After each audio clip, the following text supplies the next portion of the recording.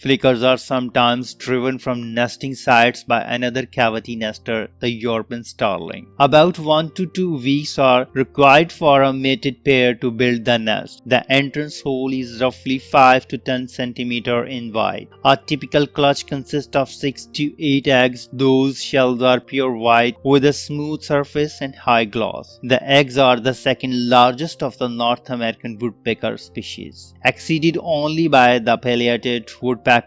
Incubation is by both sexes for about 11 to 12 days. The young are fed by regurgitations and fledge about 25 to 28 days after hatching. Northern birds migrate to the southern parts of the range. However, southern birds are often permanent residents. Northern flicker call with sustained loft, quite different from that of the pileated woodpecker. One may also hear a constant knocking as they often drum on trees or even metal objects to declare territory. Like most woodpeckers, northern flickers drum on objects as a form of communication and territory defense. In such cases, the object is to make as loud a noise as possible. So woodpeckers sometimes drum on metal objects. Like many other woodpeckers, its flight is undulating. The repeated cycle of quick succession of flaps followed by a pause creates an effect comparable to a roller coaster. The northern flicker, is also called common flicker, is a medium-sized bird of the woodpecker family. It is native to most of North America, parts of Central America, Cuba and Cayman Islands, and is one of the few woodpecker species that migrate. Over 100 common names for the northern flickers are known, including yellowhammer, but don't be confused with the Eurasian yellowhammer. Many of these names derive from attempts to intimate some of its calls. It is the state bird of Alabama, known by its colonial name yellowhammer. The northern flicker is a standout even in an unusual family of birds that includes the pink and green fly-catching Louis woodpecker